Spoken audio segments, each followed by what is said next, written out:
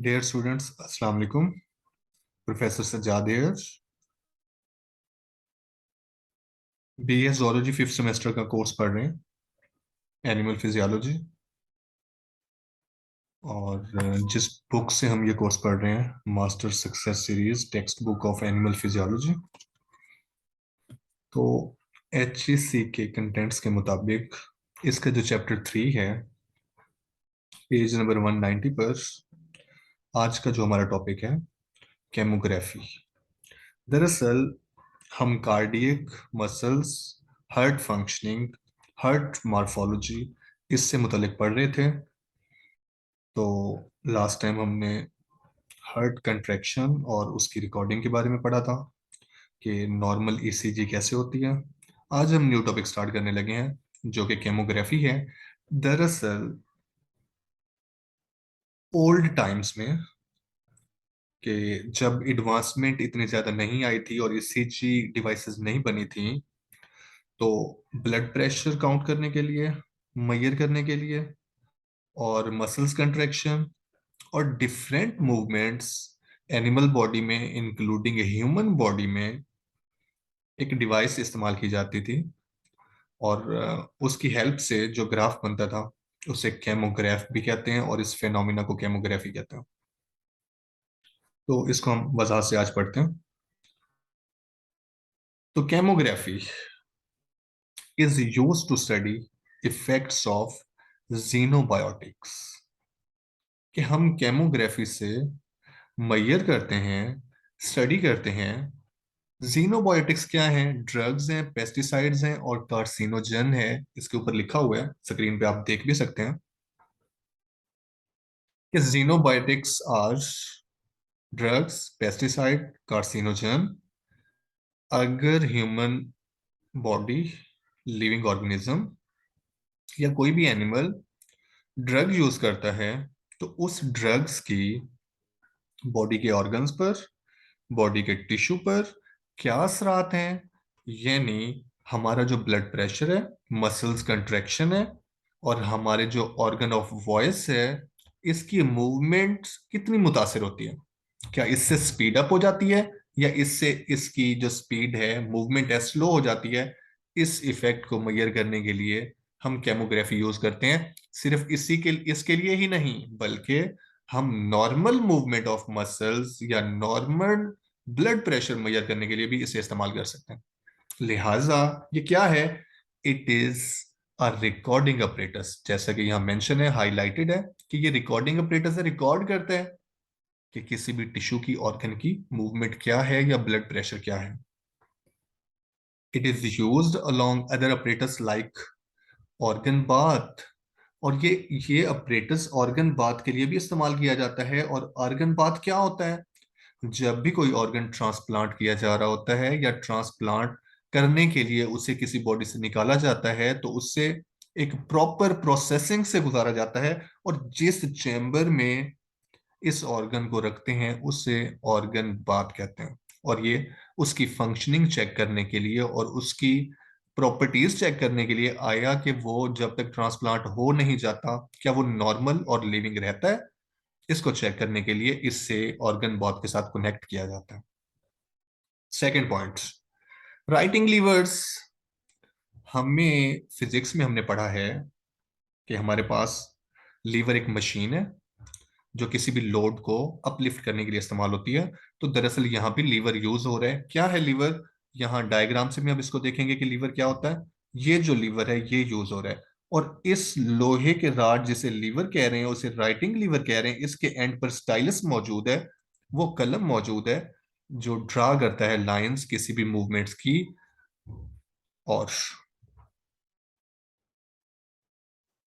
Writing levers use to trace recording from muscles contraction. Muscles जब contract करते हैं तो ये जो रॉड है लोहे का, ये up and down, back and fourth movement करता है। और उससे क्या होता है, ये एक रोलिंग ड्रम है मशीन के अंदर। इस ड्रम के ऊपर लाइंस ड्रा होती हैं जो बताती हैं कि आया के कंट्रैक्शंस जो हैं वो सीक्वेंस में है, यानी ऑर्गन या बॉडी जो है वो नॉर्मल फंक्शन परफॉर्म कर रही है कि नहीं परफॉर्म कर रही। ये इस पे डिपेंड करता है। तो हमारे पास राइटिंग लीवर्स के अलावा लीवर्स की कुछ और टाइप्स भी मौजूद हैं। Some of the commonly used writing levers are simple levers, frontal writing levers and starling heart lever. ये डिफरेंट टाइप्स के लीवर हैं जो डिफरेंट डिवाइसेस में यूज होते हैं और रीडिंग्स देते हैं किसी भी मूवमेंट की, कंट्रैक्शन की। These writing levers are connected to a fulcrum और ये फल्क्रम से अटैच होते हैं। दरअसल जब भी हम लीवर की फंक्शनिंग पढ़ते हैं तो वो प्लेस जहां पर लीवर रोटेट करता है एक पॉइंट के गिर्द, एक्सेस के गिर्द, वो फल्क्रम है। और यहाँ पर ये जो प्लेस है, यहाँ पर ये rod up and down move करता है, तो इसे फल्क्रम कहते हैं। This fulcrum is found on the secondary apparatus. तो हमारे पास ये ड्रम के ऊपर जो स्टाइलस है, ये इसके प्राइमरी अपरेटस है, और इसके अलावा पूरी डिवाइस का जो स्ट्रक्चर है सेकेंडरी अपरेटस कह रहे हैं हम इसे। इसके साथ ही हम देखते हैं, ये हैंड रिटन में देखें कि लीवर की क्या डेफिनेशन है और xenobiotics की क्या डेफिनेशन है। अ xenobiotic is a chemical substance found with in an organism that is not naturally produced.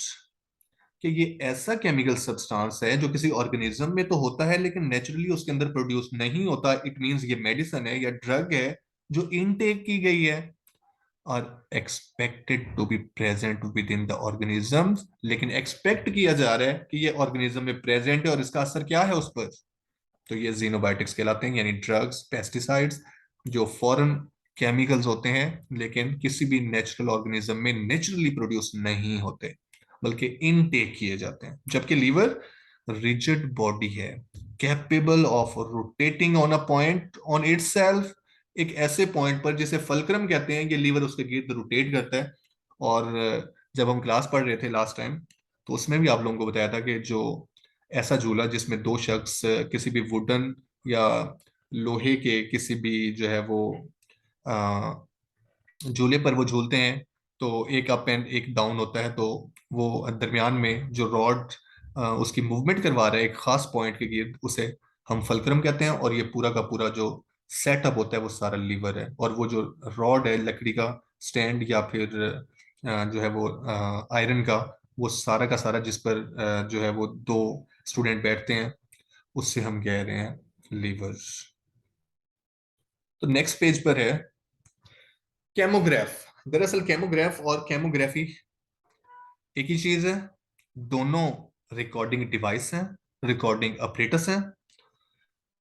अब हम कंपोजिशन पढ़ते हैं कि ये जो डिवाइस है, कौन सी डिवाइस, ये डिवाइस डिवाइस जिसे कैमोग्राफ कह रहे हैं हम, इस कंपोज्ड ऑफ, बना होता है इलेक्ट्रिक मोटर से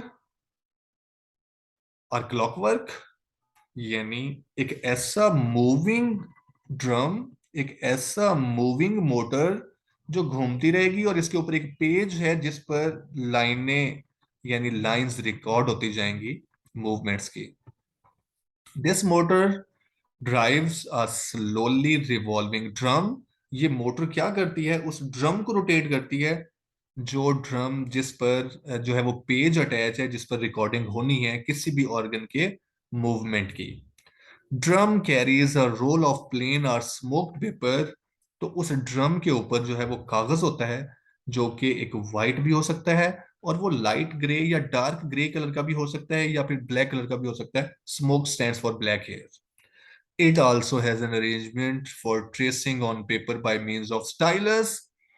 कि इस डिवाइस में पूरी की पूरी एक सेटअप मौजूद है, एक पेपर भी मौजूद है उस ड्रम के ऊपर जहां पर ट्रेसेस, निशानात जो है वो लगेंगे, शो होंगे बाय मींस ऑफ स्टाइलस। और स्टाइलस को कलम कहते हैं, जैसे कि ऊपर मेंशन भी कर दिया गया है, जो लिखता है उस ड्रम में चलने वाले कागज के ऊपर। और इसको इसके साथ साथ हमने शॉर्ट फॉर्म में इसको कलम तो कह दिया है, लेकिन इसके साथ साथ इसकी डेफिनेशन क्या है, a tool with a hard pointed and, एक आला जिसके एंड पर कलम है, नोक है, that you use for writing और ड्राइंग, जो आप इस्तेमाल करते हैं लिखने के लिए या कुछ ड्रा करने के लिए, ड्राइंग करने के लिए, उसे स्टाइलस कहते हैं।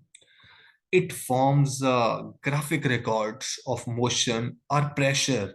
ये बनाता है ग्राफिक रिकॉर्ड, ग्राफ बनाता है मोशन का या प्रेशर का। और मोशन का बनाएगा तो मूवमेंट है, प्रेशर का बनाएगा तो भी लाइंस लगेंगी जो बताएंगी कि किसी भी, यानी हम इसको एग्जांपल के साथ देखते हैं कि ब्लड का, ब्लड वेसल्स की वॉल पर कितना प्रेशर है।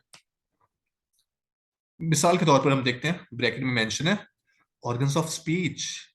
फॉर एग्जांपल, हम देखना चाहते हैं कि किसी भी इंसान में क्या उसका कोई बॉडी पार्ट जो है अभी तक एक्टिव है। For example, organs of speech कौन कौन से हैं? देखिए नीचे मेंशन है, लिप्स है, टीथ है, टंग है, पैलेट है, nose nasal cavity and oral cavity है, और इसके साथ साथ वोकल कॉर्ड्स हैं, एज वेल एज यूव्यूला एक स्ट्रक्चर है। ये वो स्ट्रक्चर है, इसको कभी डायग्राम से, मेरे लैपटॉप में इसकी डायग्राम मौजूद है लेकिन मैंने उसे ओपन नहीं किया हुआ।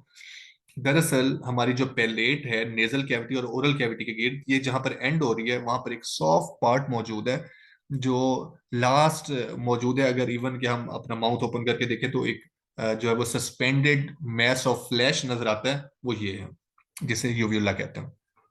इसकी मूवमेंट भी इवन कि हम इस डिवाइस की हेल्प से मेजर कर सकते हैं, उसके साथ साथ ब्लड प्रेशर मेजर कर सकते हैं, और रेस्पिरेशन, सांस लेने के दौरान लंग्स की मूवमेंट भी मेजर की जा सकती है in relation to particular intervals of time.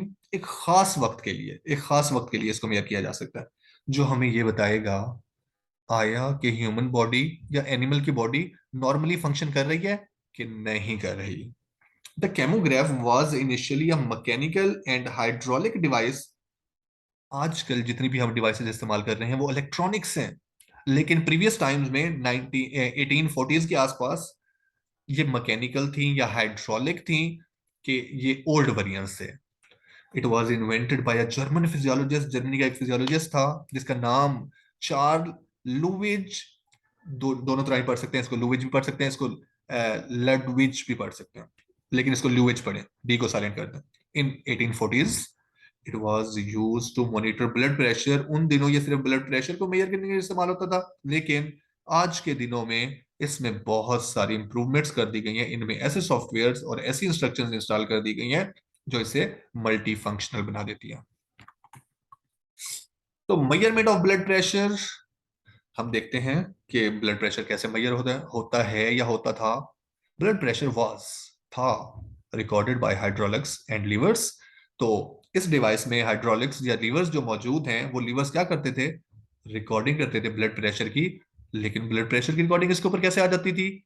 आप देखें कि आज के दिनों में जब हम ब्लड प्रेशर चेक करवा रहे होते हैं तो हमारे बाजू पर एक खास किस्म का बैग जो है वो बांधा जाता है, और उसमें एक स्पेसिफिक एयर प्रेशर बिल्ड किया जाता है ताकि हमारी जो आर्टरीज और वेन्स हैं उन पर स्पेसिफिक प्रेशर डाला जाए और जो ब्लड सप्लाई है उसे रोक दिया जाए, इनहिबिट कर दिया जाए।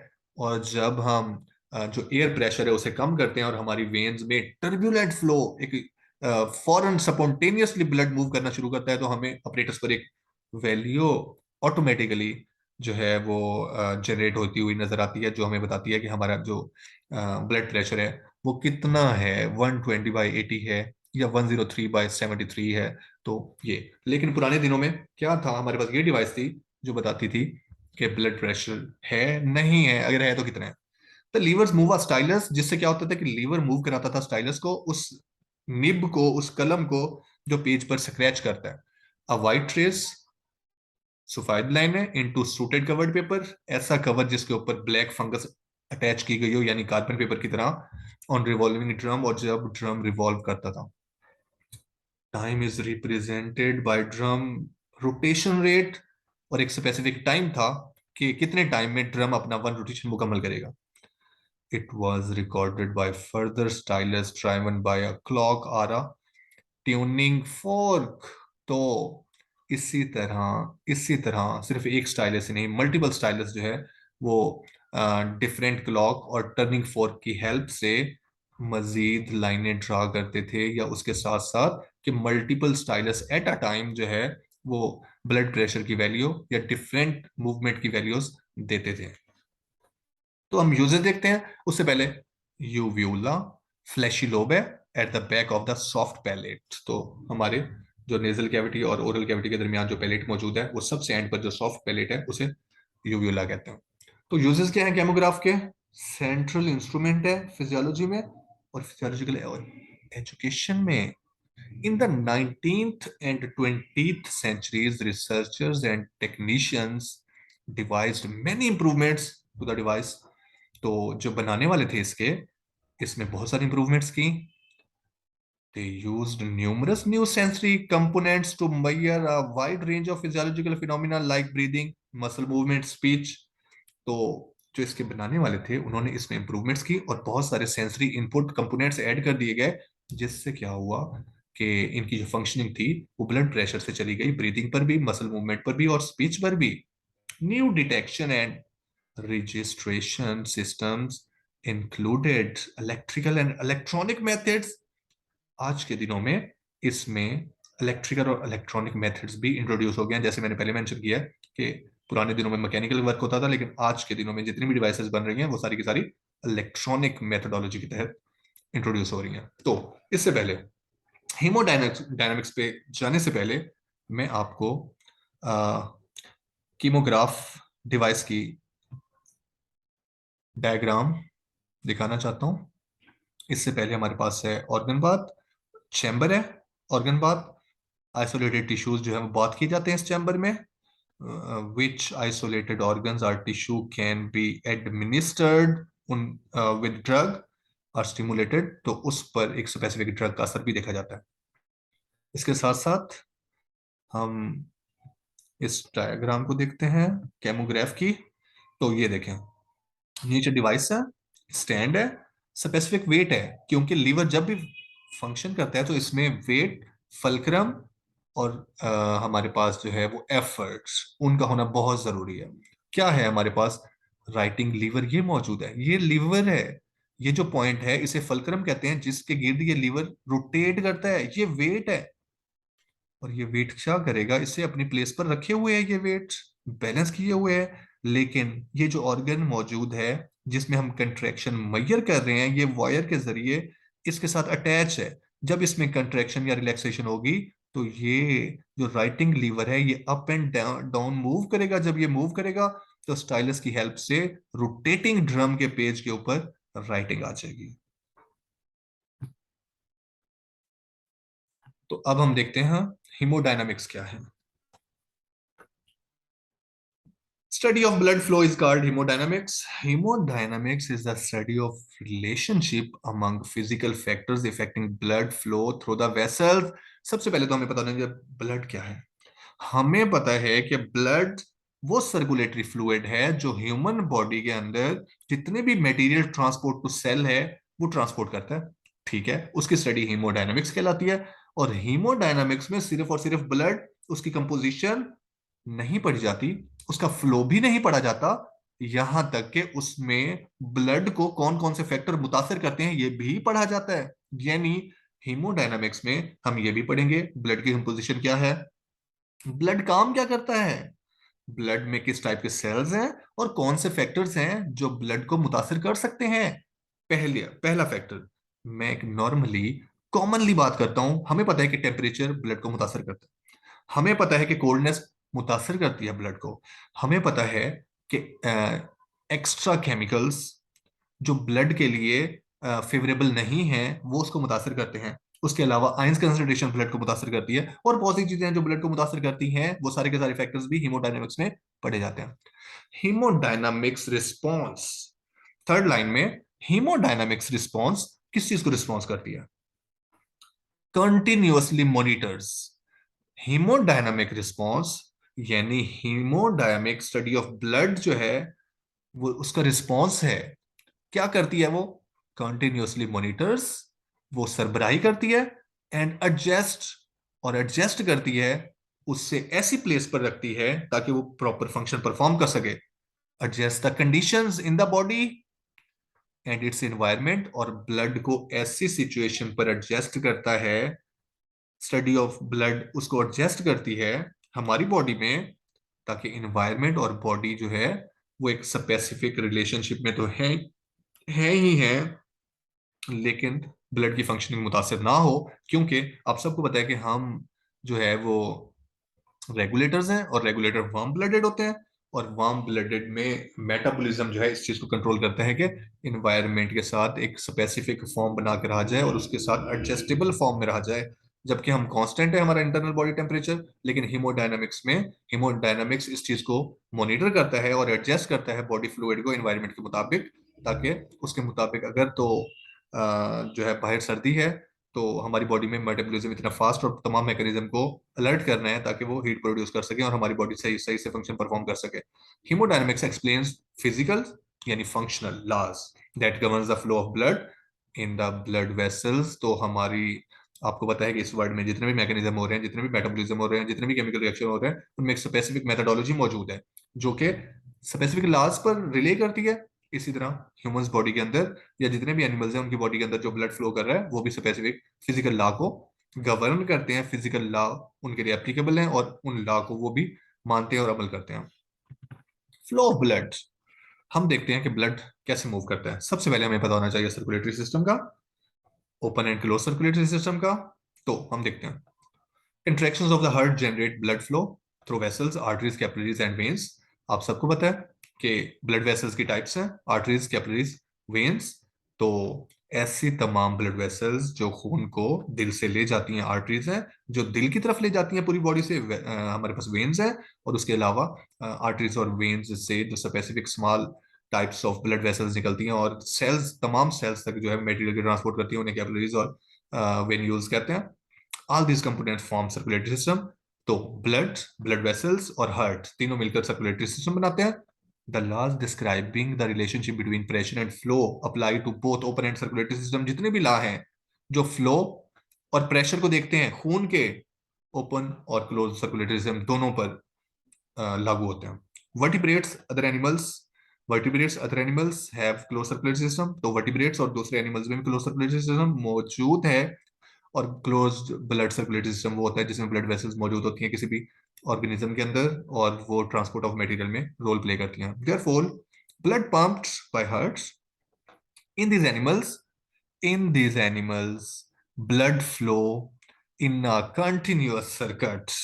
अब क्या कहा जा रहा है कि जब क्लोज सर्कुलेटरी सिस्टम मौजूद है तो close circulatory system, closed circulatory system के अंदर जो ब्लड मूव करता है वो कॉन्टिन्यूअस एक सर्किट में मूव करता है। यानी जहां जिस पॉइंट से ब्लड स्टार्ट होगा उसी पॉइंट पर वापस तो लौटेगा, लेकिन उसका पाथ जो है वो सिमिलर नहीं होगा। इट मींस आर्टरी से जाएगा तो वेन के जरिए वापस आएगा, आर्टरी से जाएगा तो आर्टरी से ब्लड तक वापस नहीं आएगा। जो फ्लूइड है जिसे ब्लड कहते हैं इनकम्प्रेसिबल है, कंप्रेस नहीं होता, कंप्रेस नहीं होता ना ही एक्सपेंड होता है, उसकी स्पेसिफिक कंपोजिशन है और वो उसी में ही रहता है। Therefore blood pump by heart must cause flow of an equivalent volume in every other part of the circulation। के एक बात तो स्पेसिफिक है, वो ये है कि जितना ब्लड किसी भी ह्यूमन बीइंग के अंदर मौजूद है उसके अंदर उतना ही रहेगा, चाहे वो पूरी बॉडी में मूव कर रहा है, चाहे हार्ट में मौजूद है या रास्ते में है, जहां भी है जितने लीटर और जितने ml वो ब्लड होगा उतना का उतना ही रहेगा, ना कम होगा ना ज्यादा होगा, ना ये कंप्रेस होता है और ना ही ये एक्सपेंड होता है। So, at any one time, the same number of liters per minute follows through arteries, capillaries and veins। वो कहता है कि अगर एक मिनट की बात करें हम तो स्पेसिफिक मिनट के अंदर तमाम आर्टरीज से, वेन से और कैपिलरीज से जितना भी ब्लड गुजरेगा वो पर मिनट सेम होगा, हर मिनट में वो सेम होगा, उतना ही होगा। Reduction in the volume in one part of the circulation must lead to an increase in the volume in another part। अगर तो खून सारा दिल की तरफ आ गया तो बॉडी की तरफ नहीं होगा, अगर होगा तो कम होगा। अगर दिल से बॉडी की तरफ चला गया है तो इसका मतलब बॉडी में ज्यादा है और बॉडी से दिल की तरफ जा रहा है तो एट अ टाइम एक तरफ ज्यादा होगा, या बॉडी की तरफ या दिल की तरफ। तो कम या ज्यादा होना उसकी सर्कुलेशन है, उसकी सर्कुलेशन है। इससे ये नहीं कहा जा सकता कि खून की वैल्यू कम हो गई या नहीं। पूरे हम देखेंगे कि पूरे ब्लड की जो वॉल्यूम है वो पूरे जिस्म में देखेंगे, स्पेसिफिक पार्ट में नहीं देखेंगे। इसके बाद हम देखते हैं relationship with total cross sectional area. कि टोटल क्रॉस सेक्शनल एरिया, मैंने आप लोगों को लास्ट टाइम क्लास में बताया था कि टोटल क्रॉस सेक्शनल एरिया क्या होता है। दरअसल हम आर्टरीज, कैपिलरीज और वेन्स की बात करें तो इनका जो रेडियस है, इनका रेडियस है, आर्टरीज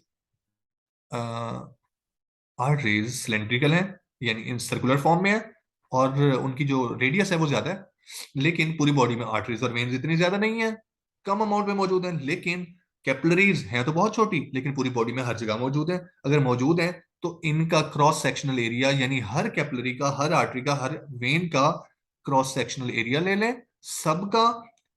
कैपिलरीज का अलग से प्लस कर दें, आर्टरीज का अलग प्लस कर दें, और वेन्स का अलग प्लस कर दें। इस तरह जब हम देखते हैं तो हमें पता चलता है कि जो टोटल क्रॉस सेक्शनल एरिया है वो कैपिलरीज का बहुत ज्यादा है, आर्टरीज और वेन्स का उसके मुकाबले में कम है।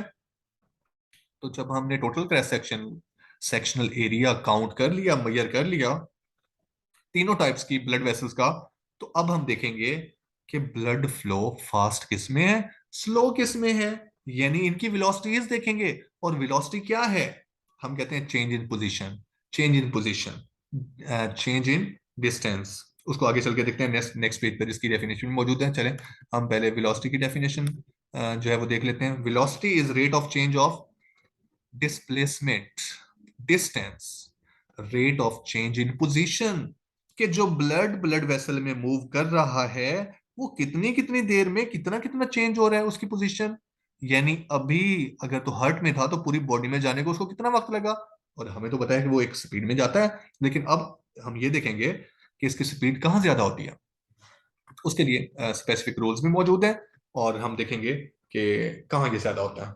उसके लिए दो रूल्स मौजूद हैं।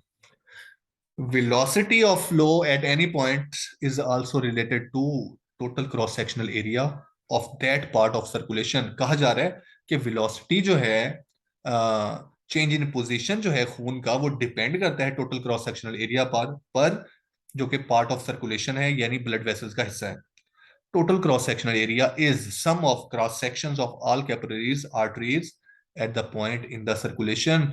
कि हम कह रहे हैं कि जो टोटल क्रॉस सेक्शनल एरिया है वो सम है क्रॉस सेक्शन का of all capillaries and arteries का at the point in the circulation, किसी भी सर्कुलेशन में। तो रूल्स देखने लगे। हाईएस्ट वेलोसिटी कहाँ होगी? The highest velocities of blood flow occurs where total cross sectional area is smallest। यानी हमने कहा कि जब total cross sectional area artery के देखा गया तो आर्टरीज तो हमारी बॉडी में कम है, जब कम है तो उनका टोटल क्रॉस सेक्शनल एरिया का जो सम है वो भी कम बना। हमारी बॉडी में कैपिलरीज बहुत ज्यादा है, उनका साइज चाहे छोटा है, लेकिन जब उनका क्रॉस सेक्शनल प्लस करते हैं तो उनकी तादाद ज्यादा हो जाने की वजह से उनका क्रॉस सेक्शनल एरिया बढ़ जाता है। तो हमने देखा कि जो ब्लड फ्लो है, ब्लड फ्लो है वो फास्ट मूव करता है जहां पर क्रॉस सेक्शनल एरिया कम हो। तो हमने अभी देखा कि आर्टरीज में क्रॉस सेक्शनल और वेन्स में क्रॉस सेक्शनल एरिया कम है, लिहाजा उनमें ब्लड वेलोसिटी तेज होती है, यानी उनमें मूवमेंट ऑफ ब्लड भी फास्ट होती है। जबकि lower velocities occur where cross sectional area is largest, हमने कहा कि कैपिलरीज जो है ना उनका क्रॉस सेक्शनल एरिया प्लस करें तो कैपिलरीज हमारी बॉडी में बहुत ज्यादा अमाउंट में मौजूद है तो उनका रेडियस भी बहुत ज्यादा हो जाता है। कैसे हो जाता है? जब उनको प्लस करते हैं, और उनको जब प्लस कर लिया जाता है तो उनका जो क्रॉस सेक्शनल एरिया वो टोटल क्रॉस सेक्शनल एरिया कहलाता है, जो कि बहुत ज्यादा है। जब वो ज्यादा है तो उनमें जो ब्लड फ्लो है वो स्लो होता है। Arteries, arteries have the smallest total cross section area. जैसे कि मैंने कहा कि आर्टरीज का जो टोटल क्रॉस सेक्शन एरिया वो कम है, लिहाजा उनमें ब्लड फ्लो या वेलोसिटी ब्लड की वो तेज होती है। But capillaries have by far the largest area. ये लाइन बड़ी इंपॉर्टेंट है, लास्ट टाइम जब क्लास में लेक्चर दिया जा रहा था तो ये लाइन जो है वो मुझे नहीं मिली थी, लेकिन इसको मैं हाईलाइट कर रहा हूं। कैपिलरीज हैव बाय फार बहुत ज्यादा द लार्जेस्ट एरिया, इनके पास largest area, hence the highest velocities occur in the aorta and pulmonary artery in mammals. वही कहा जा रहा है कि जो वेलोसिटीज हैं वो एओर्टा, पुल्मोनरी आर्टरी यानी आर्टरीज जो बड़ी बड़ी हैं उनमें ब्लड की जो रफ्तार है वो तेज होती है, जबकि velocity falls markedly as blood flow through the capillaries. और जैसे ही ये कैपिलरीज में जाता है इनकी रफ्तार स्लो हो जाती है। क्यों स्लो हो जाती है? क्योंकि हमने पढ़ा है रूल्स में कि जिन ब्लड वेसल्स का टोटल क्रॉस सेक्शनल एरिया ज्यादा होता है उनमें स्पीड स्लो होती है, लिहाजा कैपिलरीज का जो सरफेस एरिया था, टोटल क्रॉस सेक्शनल एरिया था वो लार्ज था, इसलिए इनमें जो वेलोसिटी है वो फॉल कर जाती है, कम हो जाती है स्पीड में। But it rises again the blood flow through the when. जैसे ही खून जमा होकर वेन्स में चला जाता है इसकी रफ्तार फिर से बढ़ जाती है। अब हम देखेंगे कि कैपिलरीज में इनके स्लो रफ्तार होने का फायदा क्या है। दरअसल ये एक अडाप्टिव फीचर है।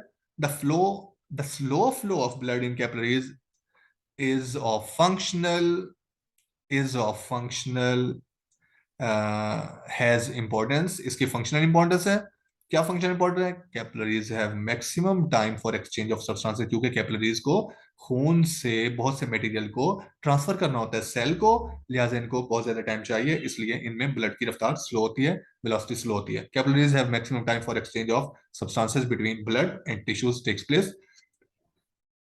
क्योंकि मटेरियल की ट्रांसपोर्ट होनी होती है कहाँ, टिश्यूज में और ब्लड में, लिहाजा यहाँ इनकी वेलोसिटी स्लो होती है और इजीली ये ट्रांसपोर्टेशन कर सकते हैं। उसके बाद देखते हैं कि जो ब्लड फ्लो होता है, जब फ्लो होता है तो एफएससी में आप लोगों ने जो है वो लेमिनर फ्लो और टर्बुलेंट फ्लो पढ़ा था। इसके साथ साथ हम देखेंगे मूवमेंट्स। हम देखेंगे कि किसी भी ब्लड वेसल में, किसी भी ब्लड वेसल में, किसी भी ब्लड वेसल में मूवमेंट कैसे होती है, ब्लड की मूवमेंट कैसे होती है। पता चलेगा कि जब ब्लड मूव करता है तो टू लेयर्स बना के मूव करता है, और जब ये टू लेयर्स बनाकर मूव करता है तो जो यहां देखें, ये जो एजेस हैं, ब्लड वेसल के एजेस हैं, ब्लड वेसल्स के एजेस हैं, इस एजेस के साथ जो ब्लड लगता जाता है वो मूव नहीं करता, वहां पर जो वेलोसिटी होती है ब्लड की वो जीरो होती है। लेकिन इस सरफेस, और ये जो सरफेस ब्लड है, इससे आगे चले जाएं, यहां से यहां तक ये ब्लड जो है ये आगे मूव करता जाता है, और ये जो एडजेसेंट लेयर है, ये जो आउटर लेयर है ब्लड की, ये सिर्फ ब्लड वेसल के साथ अटैच होती जाती है, जबकि जो सेंट्रल ब्लड है ये मूव करता जाता है आगे। तो ये मूवमेंट लेमिनर फ्लो है। और जब इसमें स्पेसिफिक जो है वो शेप नहीं रहती ब्लड की, मॉलिक्यूल्स जो है वो रैंडमली मूव करते हैं, तो ये टर्बुलेंट फ्लो कहलाते हैं। और एफएससी में आप लोगों ने ये इक्वेशन ऑफ कंटिन्यूटी और बर्नौलीज इक्वेशन में इसको पढ़ा हुआ है, इसको हम फिर से भी डिस्कस करते हैं। Laminar flow, the flow in which fluid flows in a parallel layers with no disruption between the layers is called laminar flow. Our streamline flow occurs, मैंने आप लोगों को अभी बताया कि जो ब्लड है वो टू लेयर्स में मूव करता है। एक लेयर जो ब्लड वेसल के सेंटर में मूव कर रही है, एक लेयर वो जो ब्लड वेसल्स के किनारों के साथ अटैच होती हुई उनके साथ जुड़ती जाती है, और वो मूव नहीं करती, वहां जो है वेलोसिटी जीरो होती है। इसको हम देखेंगे अभी। Laminar flow occurs in many smaller blood vessels, बहुत सी जो छोटी ब्लड वेसल्स हैं उनमें क्या होता है, उनमें लेमिनर फ्लो मूव कर रहा होता है। It is characterised by parabolic velocity profile across vessel.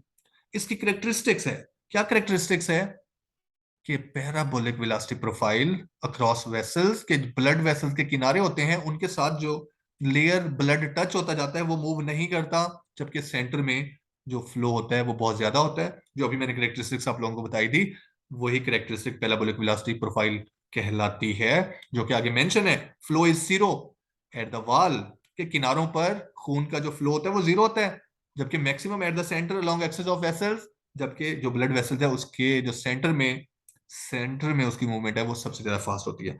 कभी आप देखें तो कोई वाटर बॉडी भी इवन बह रही हो ना, कि कोई स्ट्रीम, नहर, इवन के खाला बह रहा हो, तो उसके किनारों पे आप कभी देखेंगे पानी की रफ्तार इतनी ज्यादा नहीं होती, लेकिन सेंटर में सबसे ज्यादा फास्ट वाटर मूव कर रहा होता है। तो यहाँ भी यही है, और इस करेक्टरिस्टिक को पैराबोलिक वेलोसिटी प्रोफाइल कहते हैं। A thin layer of blood adjacent to vessel wall does not move. दोबारा वही बात आ गई कि एक छोटी सी लेयर कहां पर, ब्लड वेसल्स के किनारों पर, और उसे हम क्या कह रहे हैं, blood adjacent to vessel wall does not move, वो मूव नहीं करती। But the next layer of fluid slides over this layer and so on. लेकिन उसके ऊपर जो लेयर है, यानी उसके अंदर जो लेयर मौजूद है खून की, वो मूव करती है। तो इसको मैं डायग्राम से आप लोगों को फिर वजाहत कर दूं कि ये जो ब्लड है, ये जो किनारे पर ब्लड है, जो आप देख सकते हैं, एरो देख सकते हैं, ये जो ब्लड वेसल्स के किनारे हैं, इसके साथ जो ब्लड टच हो रहा है ये मूव नहीं कर रहा। पैराबोलिक प्रोफाइल ये करेक्टरिस्टिक्स है, लेकिन ये जो सेंटर वाला ब्लड है ये सारा का सारा तेजी के साथ मूव कर रहा है, तो यहाँ पर जो मूवमेंट रेट है वो मैक्सिमम है। तो ये जो लेयर ये एडजेसेंट टू वॉल है, ये हम यहाँ ब्लड की मूवमेंट नहीं होती, जबकि इसके जो आउटर लेयर है, आउटर लेयर कहेंगे कि एडजेसेंट लेयर के ऊपर जो ब्लड की लेयर ये जो सेंटर में मौजूद है, ये ब्लड को आगे मूव कराएगी।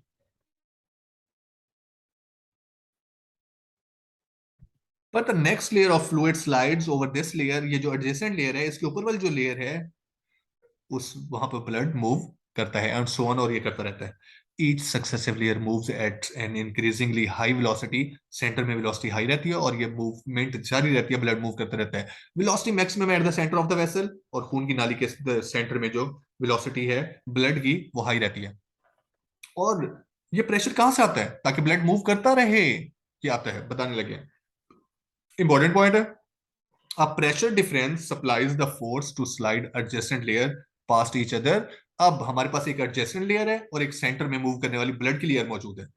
कि हमारे पास जब जो प्रेशर है, प्रेशर डिफरेंस, और प्रेशर डिफरेंस क्या है, आगे कम है पीछे ज्यादा है, और वो किसकी वजह से आ रहा है, हार्ट कंट्रैक्ट हो रहा है उसकी वजह से आ रहा है। तो उसी प्रेशर की बात हो रही है कि प्रेशर डिफरेंस जो है वो सप्लाई करता है force to slide adjacent layer past each other, कि जो एडजेसेंट लेयर हैं, दो एडजेसेंट लेयर पड़ी हैं एक किनारे के साथ और एक दरमियान में मूव करने वाली, वो एक दूसरे के ऊपर मूव करती हैं।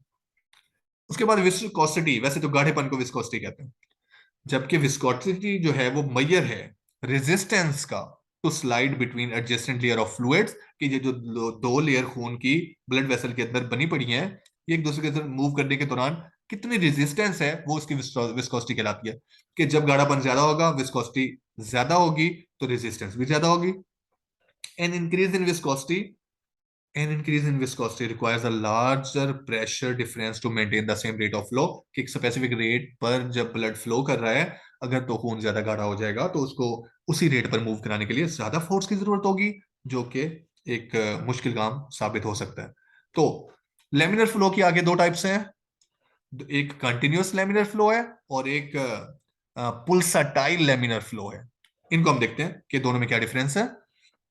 Velocity profile words, the velocity profile of a fluid over a flat plate is parabolic in nature। हमने ऊपर पढ़ा वेलोसिटी, पैराबोलिक वेलोसिटी प्रोफाइल, और हमने कहा कि ब्लड जब मूव कर रहा होता है तो दो लेयर्स में फर्स्ट लेयर मूव नहीं कर रही होती है, सेकंड लेयर उसकी मूव कर रही होती है, जो कि सेंटर में मौजूद होती है और सेंटर से आसपास पेरिफेरी के करीब मौजूद होती है। लेकिन जो adjacent to blood vessel wall है वो मूव नहीं कर रही होती। लिहाजा अब हम देखते हैं कि दोनों में डिफरेंस क्या है।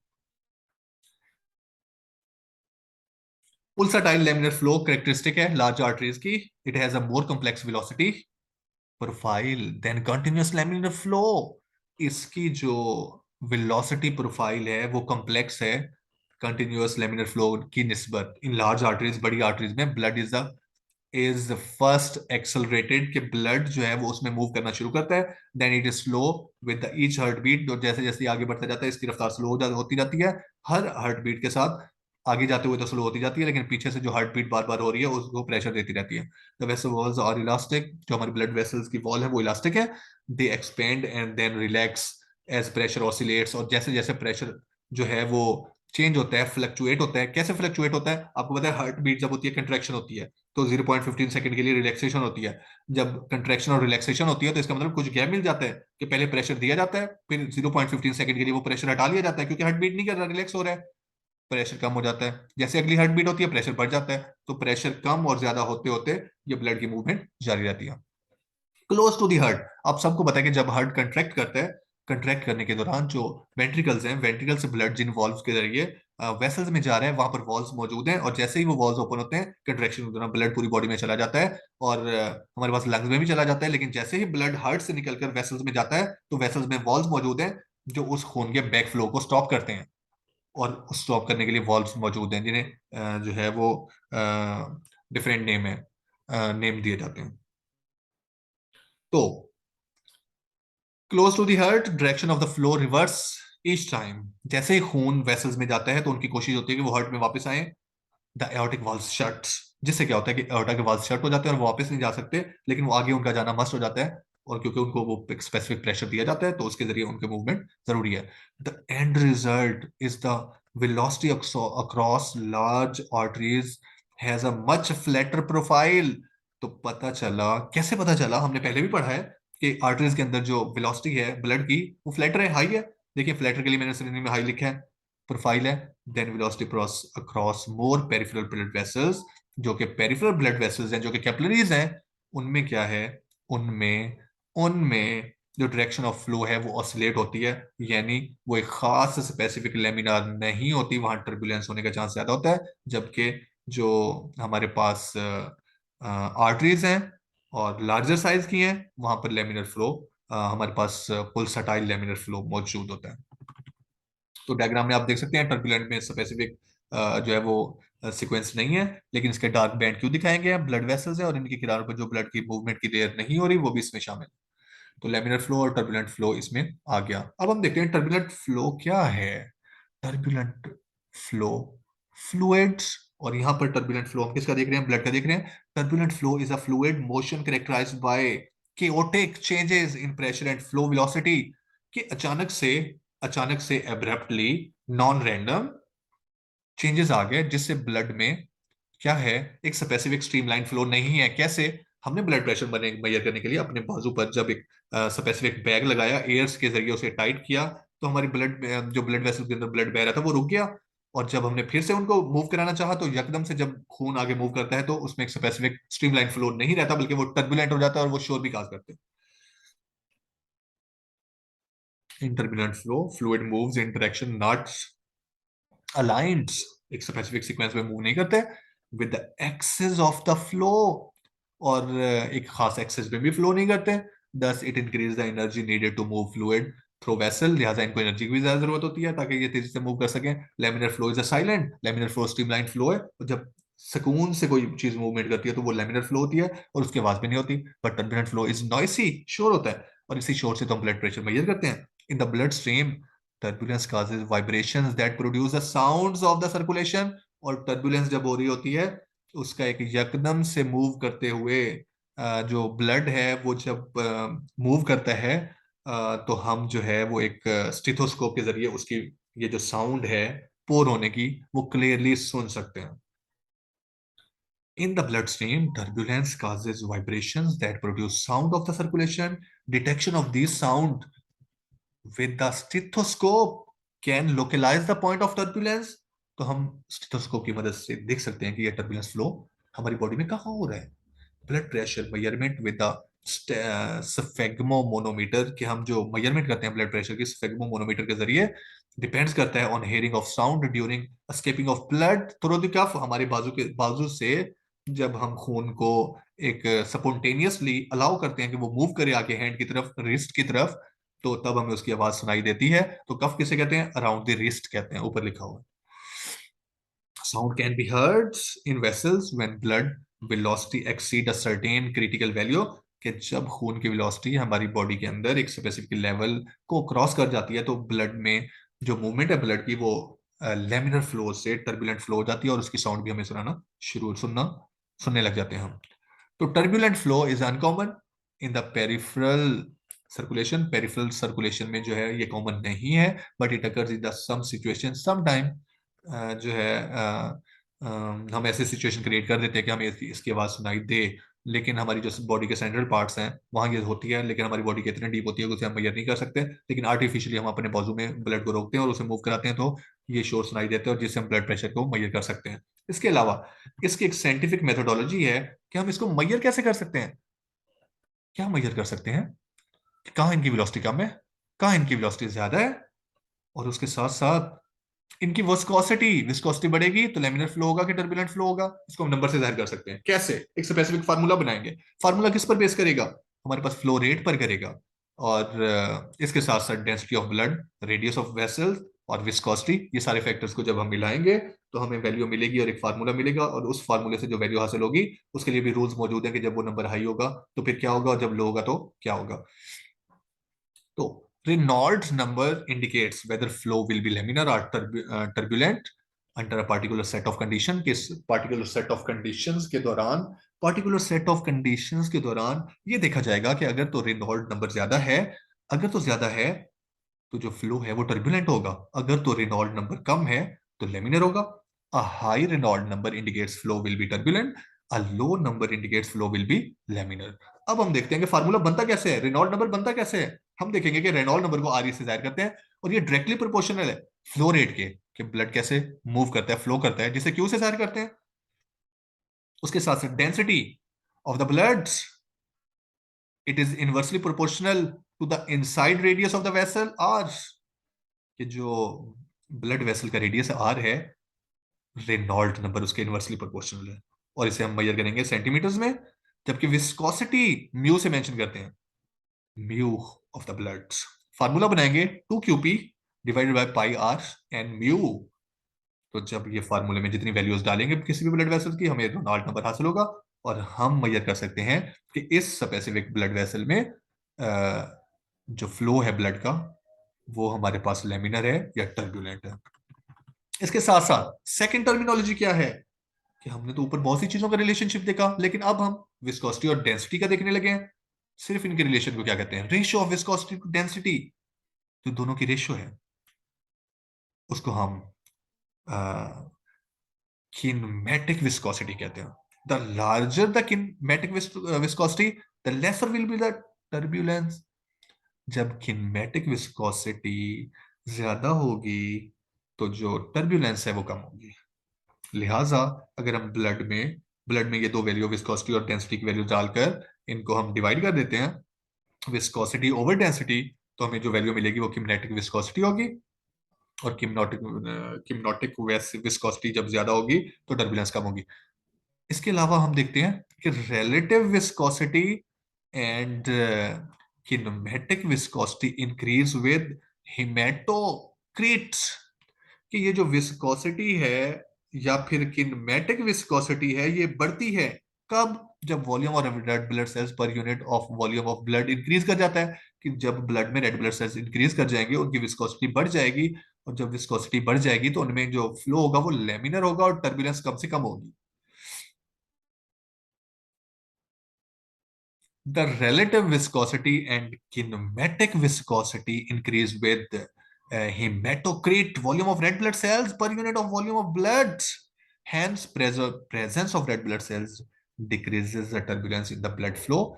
और जब रेड ब्लड सेल्स किसी भी ब्लड में बढ़ जाएंगे तो उनमें टर्बुलेंस कम से कम हो जाएगी, क्योंकि हम भी ये देखते हैं कि जब कोई चीज गाड़ी हो तो उसमें टर्बुलेंस कम से कम होती है। तो तो आज का हमारा ये टॉपिक था। नेक्स्ट टॉपिक में हम पढ़ेंगे principles of pressure, resistance and flow in vascular system, के हम ब्लड प्रेशर कैसे मेजर कर सकते हैं और वो प्रेशर कितना है, उसका यूनिट क्या है, ये हम नेक्स्ट टॉपिक में पढ़ेंगे। तो कल जो फिजिकल क्लास होगी उसमें हम इसका क्विज लेंगे फ्राइडे में, और इससे मुतालिक अगर कोई भी क्वेश्चन मौजूद है तो कल उसे क्लास में डिस्कस करेंगे। और जितने भी स्टूडेंट्स इन्हें ऑनलाइन ये क्लास ले रहे हैं तो अपना वो क्वेश्चन या कमेंट जो है वो कमेंट बॉक्स में मेंशन कर सकते हैं। सब अपना ख्याल रखिएगा। अल्लाह हाफिज।